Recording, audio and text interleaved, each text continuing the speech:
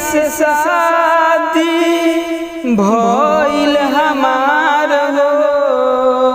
हाथ के मेहंदी उतरे लगल हो कि दिल चाहत नइखे रहल तोहरा घर में, कि दिल चाहत नइखे रहल तोहरा घर में, कि हाँ बजहब ना ए राजा प्यार कइले बानी महर में, कि हम जियब ना ए राजा प्यार कइले बानी महर में। जहिया से शादी भइल हमार हो, हाथ के मेहंदी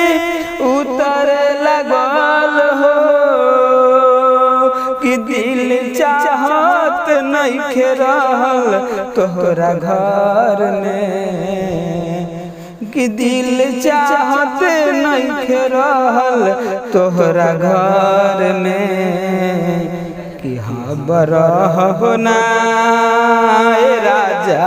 प्यार कइले बानी महर में, कि हम जियब ना ए राजा प्यार कइले बानी महर में, कि हम रहब ना ए राजा प्यार कइले बानी महर में। उनका के मन ले रही जान से, सुती उठी देखत रही ध्यान से, उनका के मन ले रही जान से, सुती उठी देखत रही ध्यान से, एक संग पढ़नी लिखनी जाके उहे कॉलेज में, प्यार हम तो कइले बानी बड़ा कम एज में, एक संग पढ़नी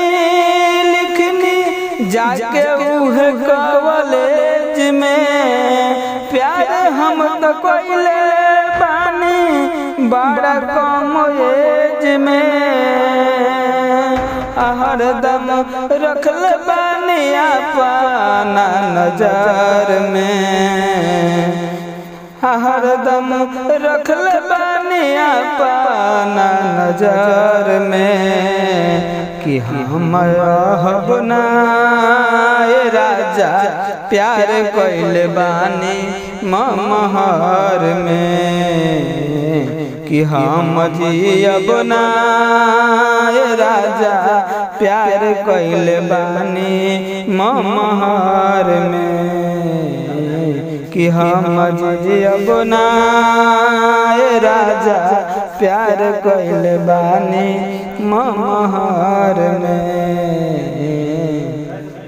मानब नाही दुनिया के बात हो, जिंदगी हम कटी उनके साथ हो, मानब नाही दुनिया के बात हो, जिंदगी हम कटी उनके साथ हो। सुनिए उमेश बबुआ सच बतिया, सुनिए उमेश बबुआ सच